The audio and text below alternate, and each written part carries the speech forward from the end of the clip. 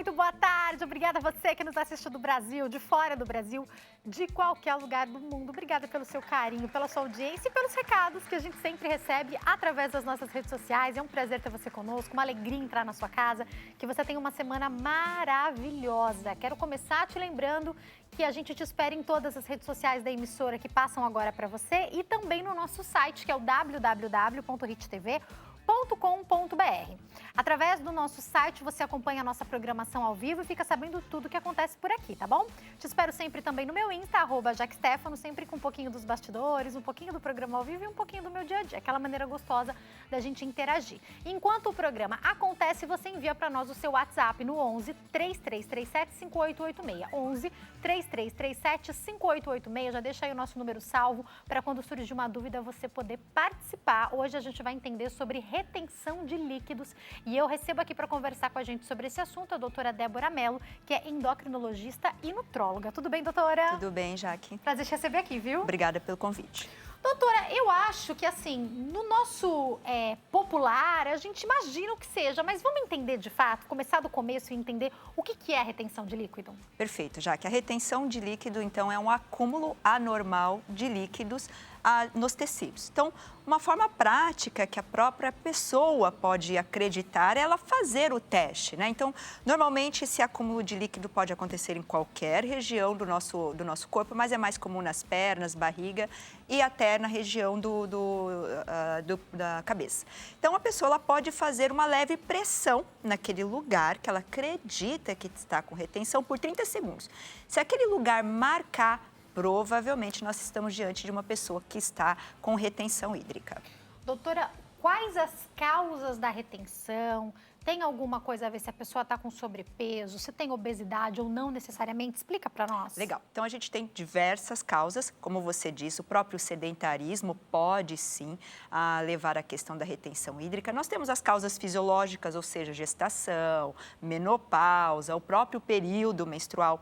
Nós temos alguns medicamentos que podem levar, sim, à retenção hídrica, alguns antipertensivos, corticoides, alguns medicamentos para o diabetes. Nós temos as próprias alterações hormonais, as doenças tireoidianas, doenças cardiovasculares, renais e, claro, a alimentação também é o fator principal aí que eu diria que acaba levando à retenção hídrica. Perfeito, vamos destrinchar um pouquinho em cada uma dessas possibilidades. Claro, eu quero dedicar bastante tempo à alimentação, então daqui a pouquinho eu venho falar com ela. Você falou, por exemplo, da tireoide, questões hormonais podem influenciar? É importante fazer um exame, então? Perfeito, eu acho que a partir daquele momento que você observou que você está com uma retenção, fez a pressão ali naquele lugar que você considera, melhorou alguma coisa da alimentação e viu que a coisa não está fluindo, talvez seja o momento de você procurar um médico para fazer avaliações, não só hormonais, como a própria avaliação de eletrólitos, sódio, potássio, porque pode ter muitas outras coisas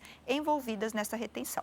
Perfeito. Doutora, eu quero entender também sobre ele, que a gente nunca sabe se a gente pode falar que ele é 100% vilão ou 100% mocinho, que é o anticoncepcional. Muita gente fala que engorda depois de começar a utilizar o anticoncepcional ou percebe uma retenção de líquido muito grande. Aí tem gente que fala que a pele melhora, tem gente que fala que a pele piora, enfim. Eu sei que tem vários tipos diferentes de anticoncepcional, claro, mas tem, de fato, relação com a retenção de líquido? Nós temos alguns anticoncepcionais que podem levar, sim, à retenção e alguns mais modernos que podem melhorar, sim, essa retenção hídrica, mas alguns anticoncepcionais podem estar relacionados a uma retenção.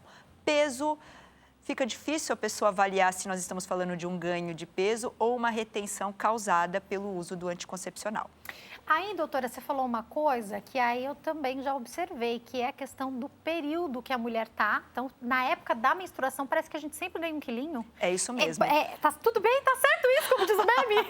Um quilinho de retenção, não de gordura, boa, sim. Que a ideia é, depois que a menstruação acabou e a gente se pesa, parece que a gente volta pro nosso peso, Exatamente. É isso, né? É até comum, né, mulheres ganharem até 4 quilos de retenção hídrica durante esse período, sim. Perfeito. Nesse caso, doutora, fazer uma drenagem, fazer uma massagem, tem algo que a gente mesmo possa fazer? Então, a mulher já se conhece, claro, ela sabe que a retenção vem maior apenas nessa época, Tem alguma coisa que você diria, deixe de fazer ou faça? Já já a gente vai falar mais sobre alimentação, mas alguma condução do corpo, algum tipo de massagem que possa ajudar? Perfeito. Quando nós estamos falando de retenção causada por questões fisiológicas, menopausa, gestação, ou como você acabou de falar do período menstrual, a drenagem linfática pode ajudar sim. Tá?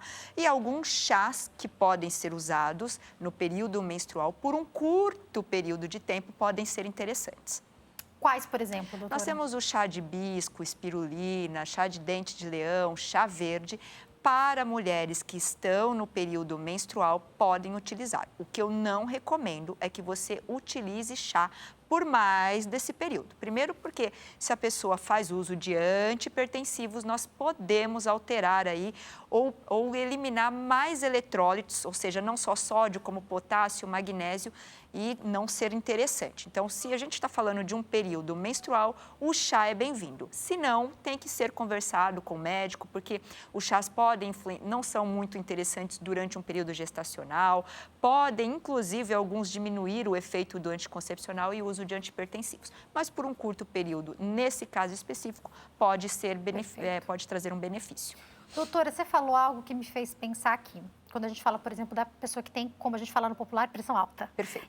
Há alguma relação? Queria entender se ela é para cá ou se ela é para cá ou se pode ser as duas coisas.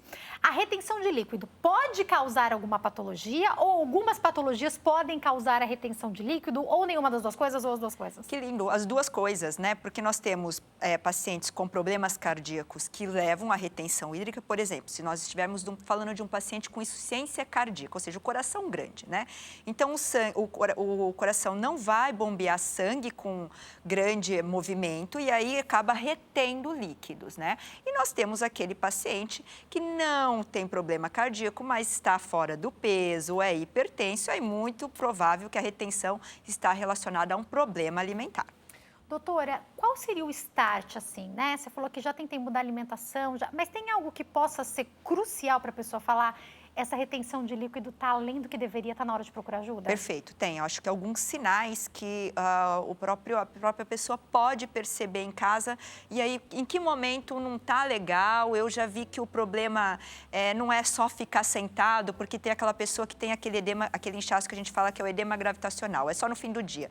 Doutora, eu acordo com a perna sequinha, mas no final do dia... até incha. Bom, quando eu estava gestante, acontecia muito isso. Isso, assim, pode acontecer na gestação, mas pode acontecer para aquela pessoa que trabalha o dia todo sentado, né? Então, ali muito provável que está relacionado a somente um problema alimentar muitas vezes e gravitacional, que é o fato dela estar sentada. Fora isso, vamos lá aos fatores que eu acho que deve procurar o médico. Se tiver com as duas pernas sempre inchada, aquela pele muito brilhante, não é interessante. Pele vermelha, quente, a pessoa começa a estar apresentando falta de ar. Doutora Débora, eu subi essa escada, não tinha problema, agora eu subo a mesma escada com dificuldade. Uma febre que não passa, uma perna só inchada, tem que procurar, sim, um médico para avaliar melhor. Agora, doutora, existe uma idade em que a retenção de líquido é mais comum ou não necessariamente? Homens, mulheres, tanto faz? O que você percebe na sua atuação clínica? Na atuação, com certeza, é uma reclamação muito mais da mulher, né? Não tenha dúvidas, porque nós estamos falando ainda do período gestacional, menstrual, menopausa. Então, tudo tem a ver com a gente, né? Não tem jeito. Então, sem dúvida nenhuma, eu vejo que é uma questão mais comum. Eu não diria que o homem não tem, eu diria que ele não se incomoda ou não percebe tanto, exatamente. Geralmente a gente usa aquela calça, por exemplo, essa minha calça social, eu comprei ela num tamanho da cintura. Se a cintura aumentar 2 centímetros, eu já vou perceber que tem alguma coisa errada. Geralmente os homens nem têm essa percepção. De forma nenhuma, eu né? acho que é exatamente isso. Eu acredito sim que eles tenham, no consultório eu faço a bioimpedância e eu avalio ali que realmente nós temos uma questão de retenção que muitas vezes ele não percebe, mas a mulher percebe muito mais, sem dúvida nenhuma. Doutora, você falou de outra causa que é a relação com os medicamentos. Perfeito. Então, sempre que eu tô com alguma coisa e o médico fala corticoide, eu falo não, por favor, não. Mas a ideia de repente você vai tomar o corticoide ali por 3, 4, 5 dias, a gente não costuma tomar por muito tempo. É isso aí. Ele desincha depois? Quando a gente fala de qualquer medicamento? Perfeito, vamos lá. Então, em relação ao corticoide, não são 3, 4 dias que vai levar essa retenção. Pode ficar tranquila. Desculpa, foi por água abaixo agora! Não dá pra pôr a 3, culpa, 4 né? dias não. Mas aquela pessoa que precisa fazer uso crônico, uma pessoa Perfeito. com asma, Que né? já tem uma doença que faz com que ela use sempre. Exatamente. Essa pessoa pode sim ter retenção hídrica causada pelo uso do corticoide. Apesar que o corticoide ele não causa só isso, né? Eu falo que o corticoide é um mal necessário, porque ele tem os seus outros problemas, mas a gente sabe dos benefícios para uma pessoa asmática ou com uma série de doenças reumatológicas onde o corticoide se faz necessário. Agora, doutora, até fiquei com uma dúvida aqui agora. Inchaço e retenção líquida é a mesma coisa ou não necessariamente? A retenção hídrica é o acúmulo de água dentro dos tecidos. Então, nós estamos Quando falando a gente do repara, inchaço. o inchaço é isso. Ou o tal do edema, né? Que é o Perfeito. nome que nós utilizamos. Você falou de outra área que eu já vi várias mulheres reclamarem e em alguns momentos eu percebo também que o peso na balança continua o mesmo, mas parece que o rosto está mais inchado. Podemos também ter um pouco de retenção no rosto? Podemos ter sim. Temos algumas doenças, principalmente algumas doenças renais, que o inchaço muitas vezes começa pela região de face e não por região de pernas. Então, atenção a isso também pode ser um sinal de alerta, né? Exatamente. Doutora, vamos falar sobre ela que eu quero me dedicar aqui. A gente fala sobre alimentação. Afinal de contas, a alimentação pode interferir de fato na retenção?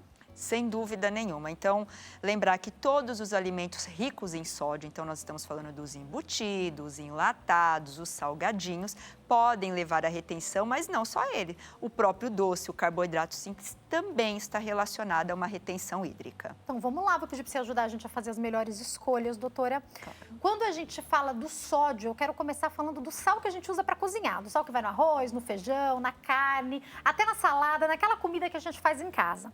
Na hora que eu vou comprar, tem o sal rosa do Himalaia, tem o sal do não sei o quê, que é diferente, que não é tão, que não passa por tantos processos e não sei o quê. Tem diferença de sal, doutora? Com certeza tem diferença de sal. Primeiro, vamos entender quanto nós podemos ingerir de sal por dia, né? O máximo que nós devemos, né, são 5 gramas por dia, que daria aqueles 5 sachêzinhos que contêm 1 grama ou 1 colher de chá de sal. Isso é o que deveria ser utilizado. O dia inteiro?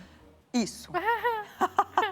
Isso mesmo. E aí, o sal de cozinha, que normalmente as pessoas utilizam, eles contêm em média 1 grama, 400 miligramas de sódio numa grama de sal. É muito. Então, o sal de cozinha, além dele conter uma alta concentração de sódio, ele tem muitos aditivos químicos. Então, definitivamente, ele não é um sal interessante.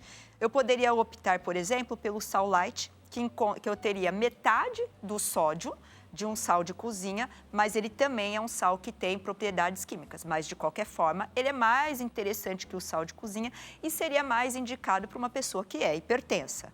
Eu tenho o sal marinho, que ele entrega a mesma proporção do sal de cozinha, mas ele não é refinado, então ele mantém os minerais. Era essa palavra que eu estava procurando naquela hora, refinado, é isso, Ele né? não é refinado, mas então eu entrego o mesmo sódio, mas eu entrego minerais. Então, o sal marinho já é mais interessante que o sal de cozinha.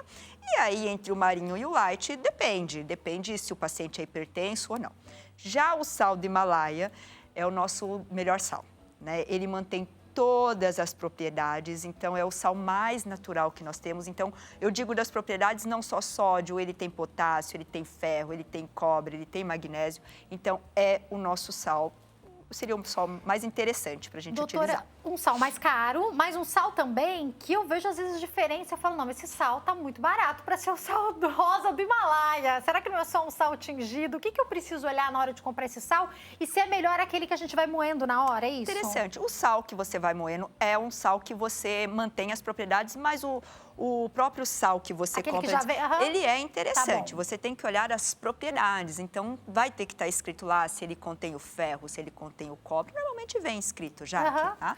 Até porque, doutora, pro dia a dia da dona de casa, se tiver que ficar... Uma coisa é quando você vai fazer um churrasco, uma coisa específica, você tá com tempo. Mas pra cozinha do dia a dia, Sem aquele dúvida. sal que já vem pronto vai facilitar a nossa vida, Facilita a nossa vida. Como você diz, ele é um sal mais caro, sim.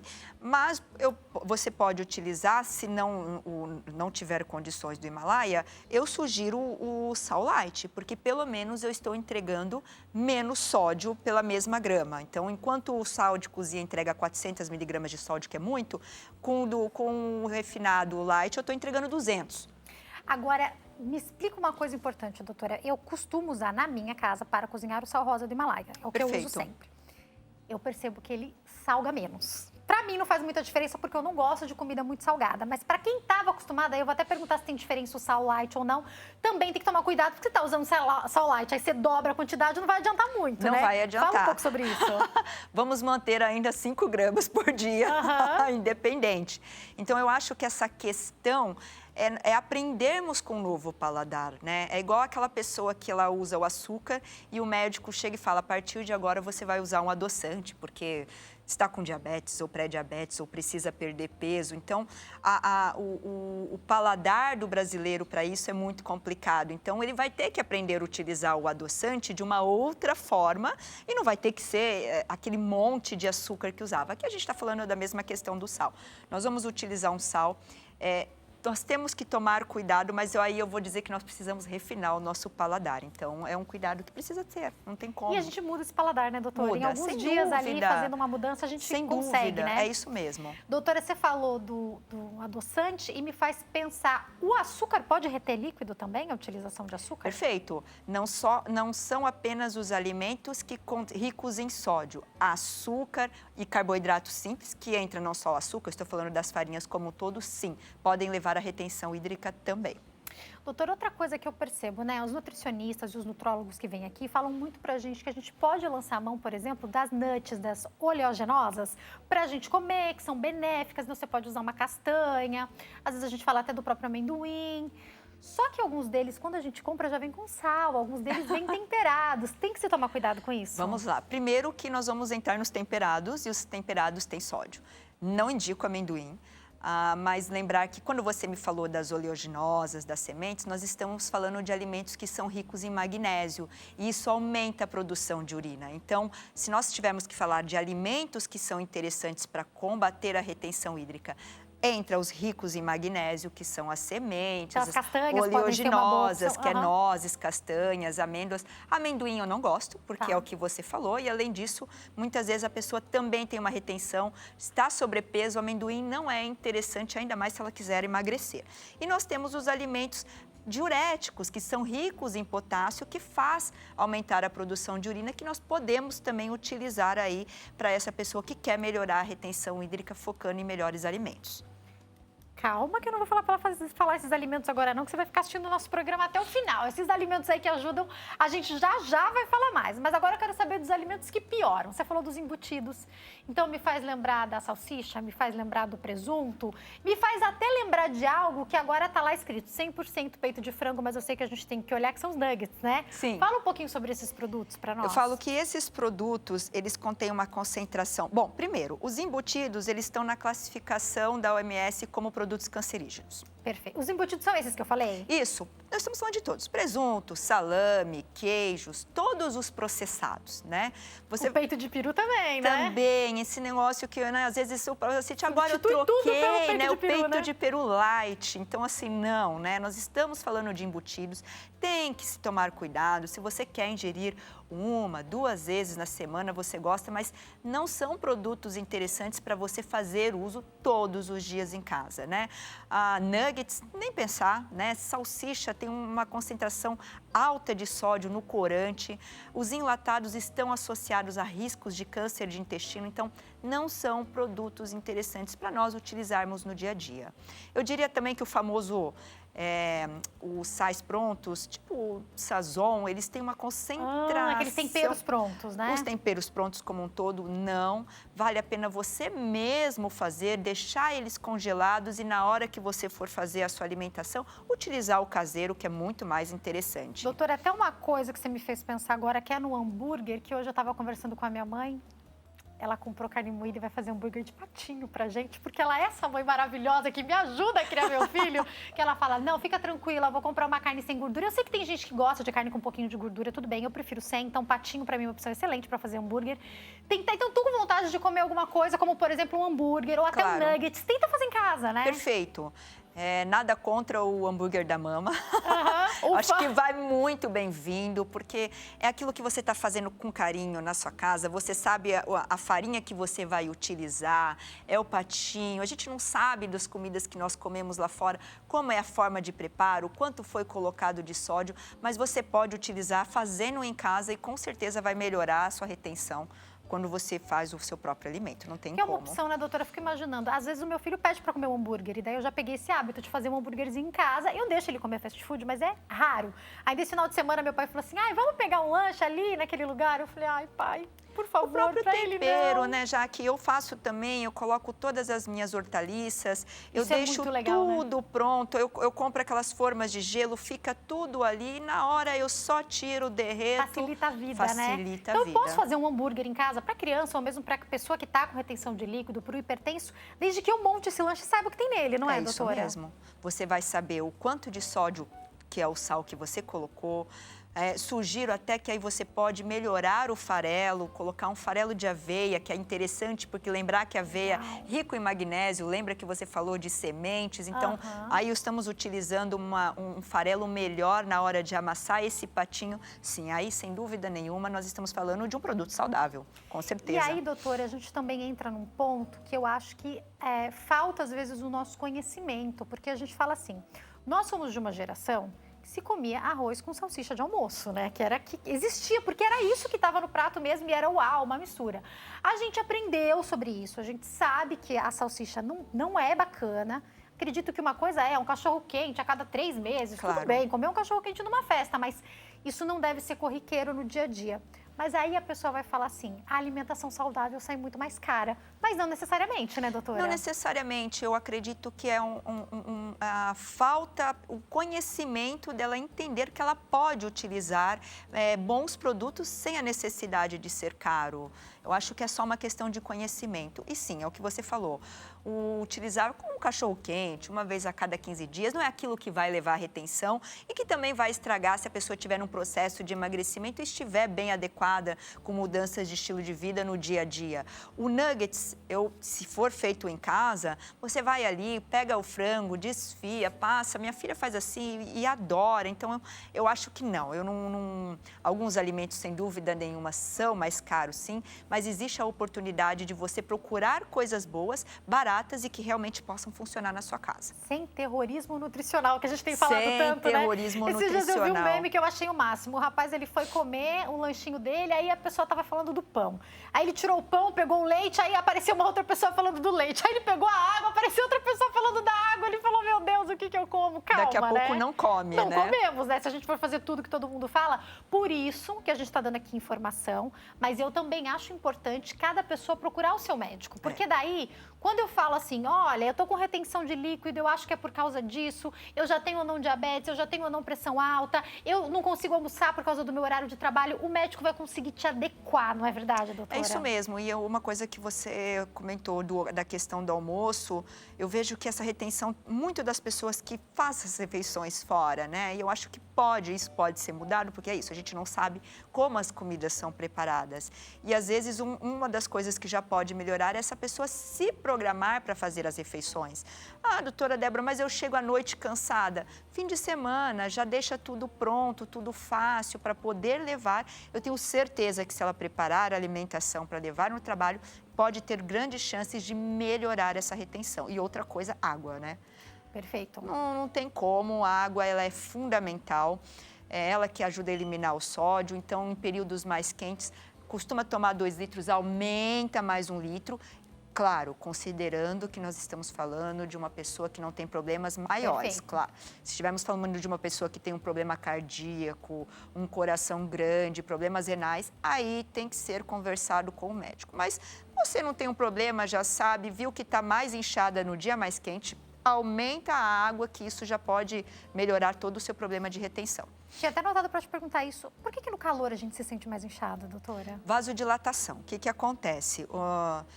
No inverno, nós temos os vasos por onde passa, então, o sangue. No inverno, os vasos, eles tendem a ficar mais fechadinhos. Durante o verão, eles tendem a dilatar. E aí, o sangue desce mais rápido e isso pode levar, então, ao inchaço. É isso. E aí, como vou pegar um gancho, além da questão da alimentação, além da questão da água, se você percebe que o seu inchaço ele está relacionado mais ao período do calor ou porque você trabalha muito tempo sentado, você pode utilizar também as meias compressoras. Legal, vou perguntar já mais sobre elas, tá? Certo. Se elas podem ser uma opção para todo mundo. Claro. Calma aí que a gente já fala delas. Doutora, Refrigerante. Eu tomo bastante líquido, eu tomo refrigerante. Eu acho que a doutora não vai gostar de ouvir isso, não, Não, a hein? doutora não falou bastante líquido, a doutora falou água. Água, especificamente água, né? Água, porque... Exatamente. Gente, as pessoas, elas... Você falou do refrigerante, eu vou falar de uma forma geral.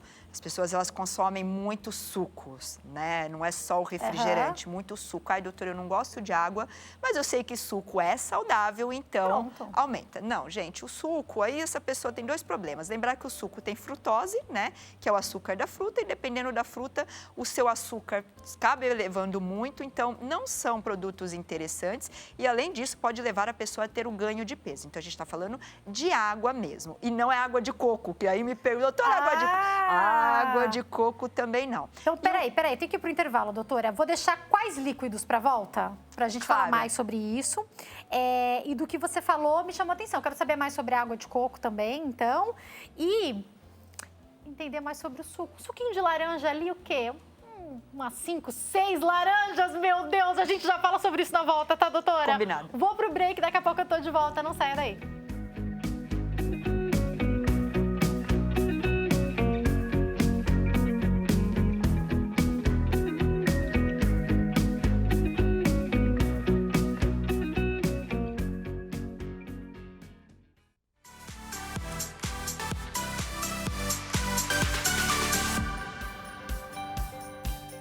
Nosso programa está de volta, esperando a sua participação nas nossas redes sociais, o Instagram, @nosso programa, e a fanpage facebook.com/nossopgm, onde você fica por dentro de tudo que acontece no nosso programa. E também temos o nosso WhatsApp, que é o 11 3337 5886. Você pode a qualquer momento enviar a sua pergunta sobre os temas que a gente aborda aqui. Hoje a gente está falando sobre retenção de líquido e eu falo sobre esse assunto com a doutora Débora Mello, que é endocrinologista e nutricionista e nutróloga. Doutora, vamos retomar. Você falou algumas coisas interessantes aí sobre água, tudo bem. Refrigerante eu já imaginei que você fosse falar que não pode. Mas o suco, aquele suquinho de laranja que vai o quê? 5, 6 laranjinhas no máximo, não? Vamos lá. Quais são os problemas de sucos de uma forma em geral? Quando nós estamos falando da fruta, a fruta é rica em fibras, né? Agora, quando nós estamos falando de qualquer suco, nós estamos falando de mais de uma fruta naquele copo. E a hora que o suco é coado, por exemplo, o suco de laranja, a fibra, que tem a função de promover saciedade, que pode ser interessante, ficou no coador. Então, você ingere literalmente um torrão de açúcar. E é óbvio que isso... É só frutose ali. É só açúcar. Então, é claro que aquilo pode piorar a retenção de líquidos, porque nós já falamos que não é só sódio, alimentos com alto índice de açúcar, então o suco de laranja pode. Se você utiliza isso todos os dias, isso pode ser um problema. As frutas no geral. Se for, eu sempre sugiro os sucos cítricos. Ai, doutora Débora, mas eu não consigo fazer uma refeição sem ter um suco. Qual você recomenda? Então, claro, o suco cítrico, o suco de limão, o suco de maracujá. Abacaxi, pode ser? Pode ser sucos mais interessantes. Agora, a água com limão que o pessoal fala pode ser interessante num processo de retenção. E água com gás? A água com gás, tudo bem, não seria o maior problema, mas sugiro que não faça uso em substituição da água normal, não. Perfeito. Porque a gente pode ter uma concentração de sódio. Se você for substituir o refrigerante ou o suco na hora do almoço por uma água com gás, ok. Com certeza mas não é na mais quantidade da água que a gente Exatamente, precisa. Do tipo, não, doutora Débora, água não, então posso fazer só uso da água com gás? Não, não é interessante. Agora, doutora, eu particularmente não sou muito fã. Eu sei que eu sou exceção no nosso país. As pessoas amam água de coco. Fala um pouco sobre a água de coco, então é a melhor maneira de consumi-la. De forma nenhuma. A água de coco, lembrar que coco também estamos falando que tem frutose. Então, se você quer fazer uso de um copo ali uma vez... Vai, pra praia, deu vontade de tomar uma água de coco, não tem problema. Exatamente, mas assim, utilizar em substituição da água, não. Né? Porque senão vai ter ganho de peso e, dependendo da quantidade que você ingerir, isso pode levar a uma retenção hídrica. Se você fizer uma substituição, não tomo água, mas tomo todos os dias 1 litro de água de coco. Certeza que você vai ganhar peso e retenção hídrica, sim. Agora, doutora, por exemplo, quando a gente vai mandar a lancheira dos nossos filhos, há inclusive uma orientação da escola para que você mande um lanchinho e mande um suco. De preferência uma sobremesa, que geralmente a gente manda fruta. Perfeito. Mas... como escolher esse suco. Eu consegui encontrar, mas não é sempre que eu acho no mercado aquele suco que vem, de fato, de repente, o sabor do suco e limão só, e água de limão. É difícil encontrar isso, doutora. Fala mais sobre essas escolhas. É isso mesmo. A gente deu o famoso suco de caixinha, mas existe sim algumas formas. Se, por exemplo, o seu filho gosta de uma água de coco, vem escrito integral. E ali seria um produto mais interessante. Já dos sucos de caixinha, eu não sei se as pessoas já perceberam, mas existe a porcentagem, ou seja, a concentração de açúcar. Então, você vai ter ali escrito, contém 30% de açúcar, 70%. Então, dá para você escolher. Quando nós estamos falando de um suco em caixinha que vem escrito 100%, nós estamos falando só do suco, sem aditivos. Então, o ideal é procurar o que está escrito 100% suco.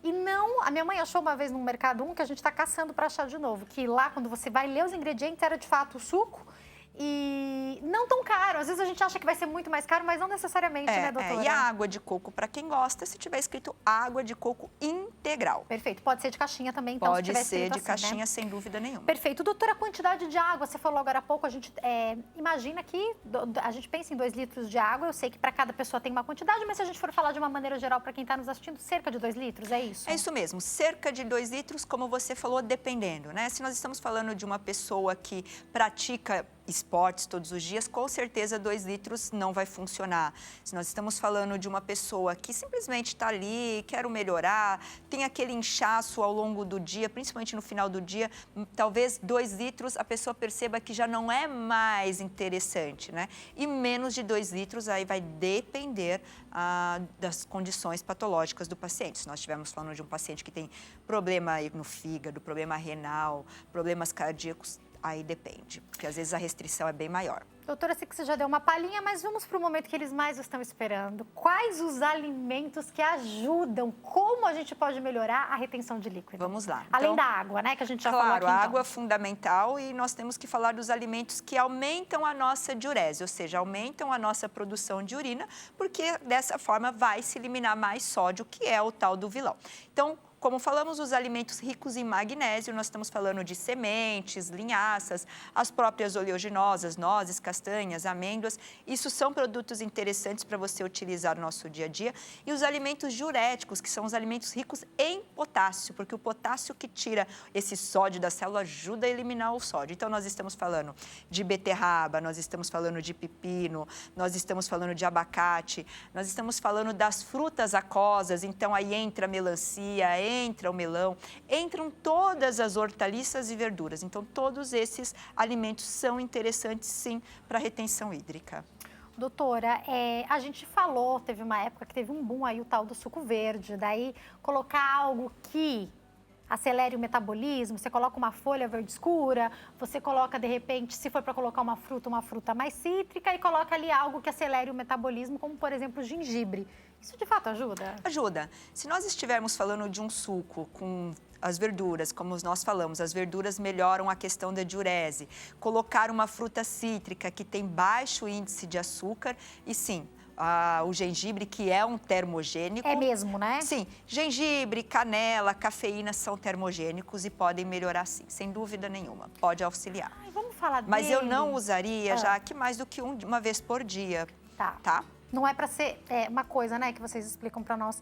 Não dá para ter um alimento de muleta. A gente tem que comer direito, é isso, mesmo, né? Com certeza. Então, o suco verde não vai resolver todos os problemas da vida da gente, né? De forma nenhuma. Se você manter toda a outra alimentação, ou meu café da manhã é o suco verde, aí na hora do almoço, aquele monte de coxinha, um monte de carboidrato simples, não ingere água durante o dia, o suco verde caiu por água abaixo. Não adiantou nada, né? Não. Doutora, é importante procurar ajuda. Então, percebi que estou com retenção de líquido. Procurar ajuda para... Não tem nenhuma doença, não está relacionado a nenhuma patologia para regular essa alimentação? Sem dúvida nenhuma, né? O nutricionista, o nutrólogo podem auxiliar, o próprio endócrino. Primeiro, eu acho que quando vem essa queixa, fazer a coleta dos exames, né? Não só os exames hormonais, como avaliações vitamínicas, ofertar mais água, melhorar a alimentação, como você mesmo falou, a própria drenagem. Então, existem sim formas de melhorar essa retenção hídrica. E doutora, se o primeiro profissional a ser procurado for o nutricionista, que não é médico, como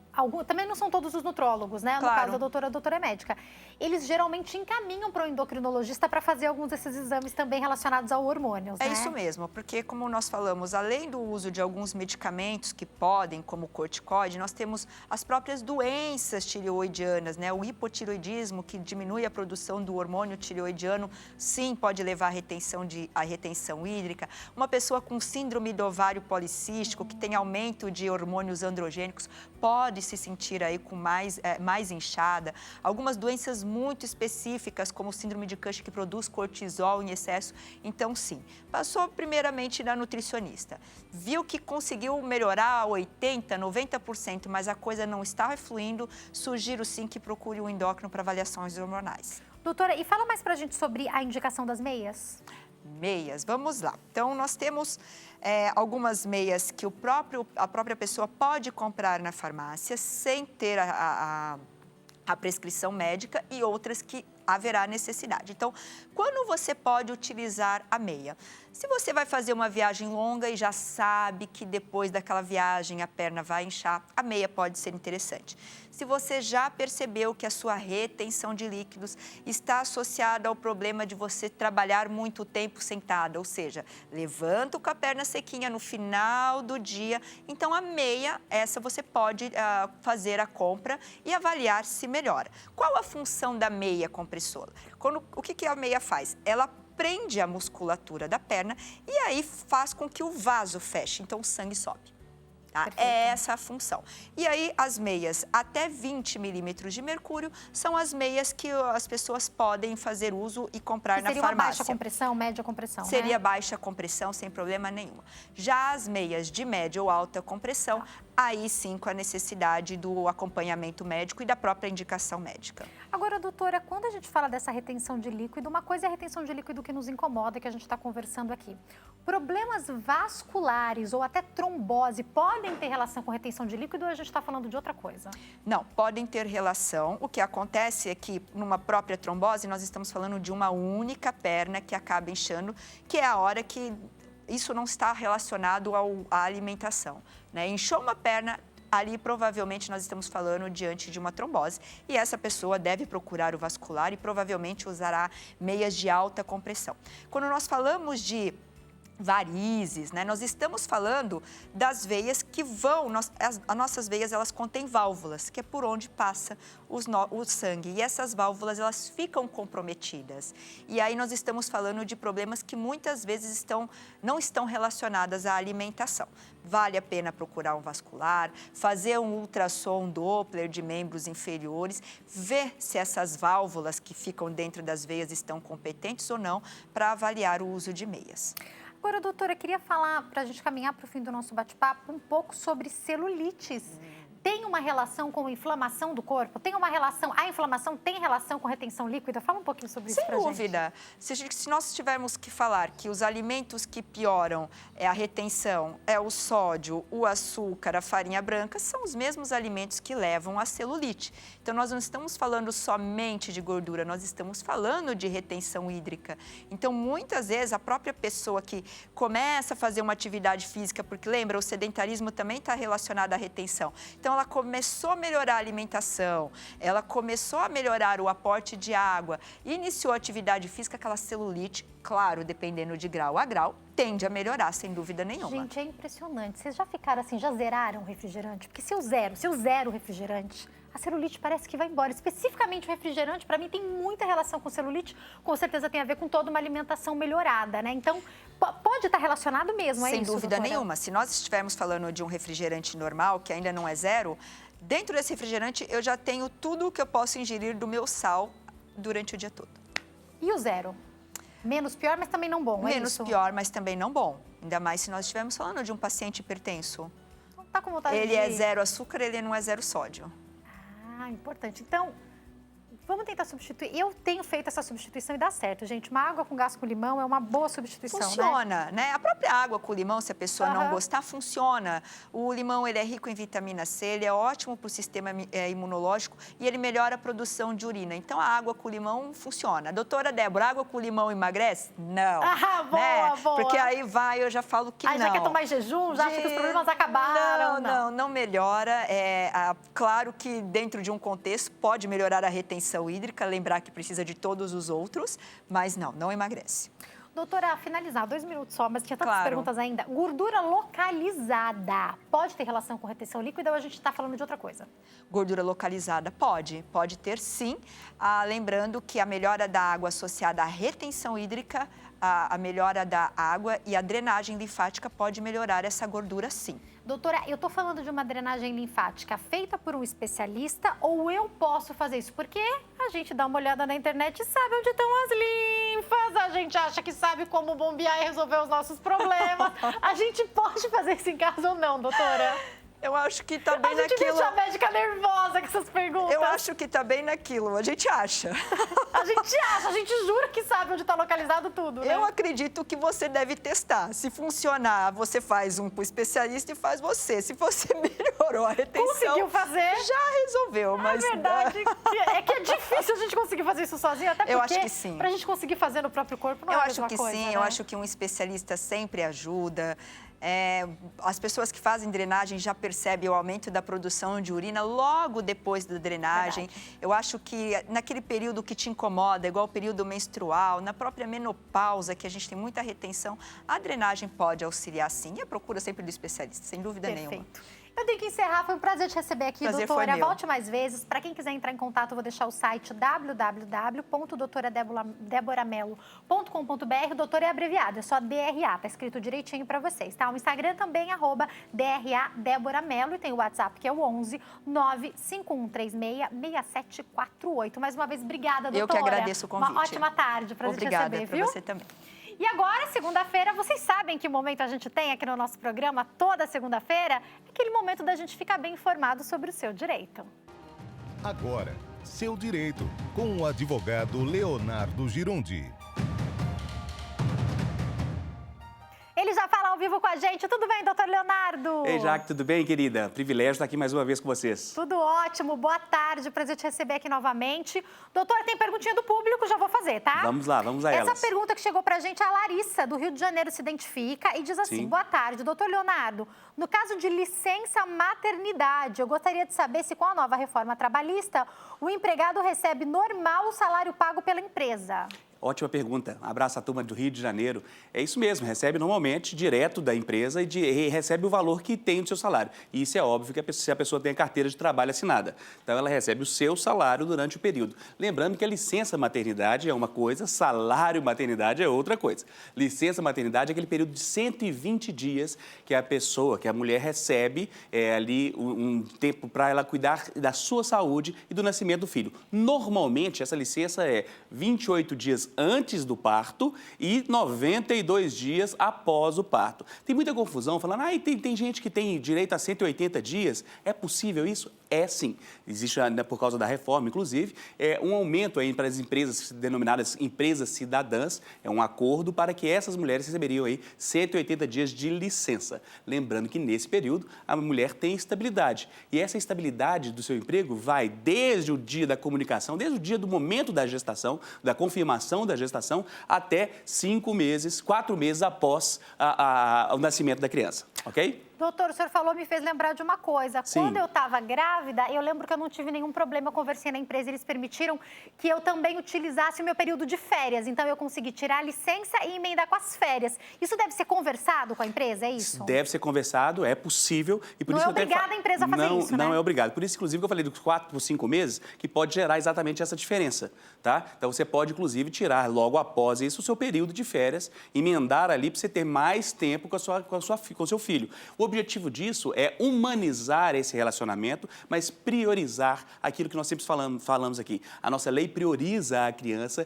e coloca a nossa família ou a família como base da sociedade. Então, o Estado, lei, determina que todo mundo deve estar envolvido nesse projeto da gestação e do nascimento dessa nova criança. Perfeito. E também ajustar, lógico, aí também com o médico da gestante, quanto tempo antes ela deve sair, né, doutor? Porque Exatamente. eu lembro que eu Isso pode trabalhei até mudar. sexta-feira, Davi nasceu na madrugada do sábado pro domingo. Olha mas só. Não é...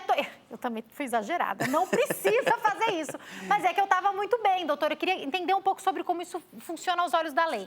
Normalmente, eu falei esse prazo, né? Normalmente 28 dias antes e 92 dias depois, normalmente. Por que normalmente? Porque tem pessoas que conseguem trabalhar mais tempo e ficam esses 120 dias, ou 117, 115 dias, 110 dias após o nascimento. Então, é possível ajustar isso. E tem casos também que esses 28 dias anteriores podem ser antecipados, em caso, por exemplo, de gestação de risco. Em caso de gestações de risco, é muito comum, por exemplo, o médico fala assim, olha, você precisa de um tempo antes desses 28 dias para cuidar da sua saúde. Então, você vai ficar quietinha em casa, cuidando ali da gestação. Então, é possível também que esses 28 dias, que são anteriores ao nascimento, possam se estender, por exemplo, ser transformado em 50 dias, em 60 dias, de acordo com o laudo médico. Tudo vai como está essa mulher. Às vezes a mulher está muito cansada, né, doutor? Não foi meu caso, mas às vezes no final da gestação ela já está bem cansada, pode sair um pouquinho antes, né? Exatamente. Doutora, eu tenho uma pergunta muito interessante também que chegou para a gente, de alguém que não quis se identificar.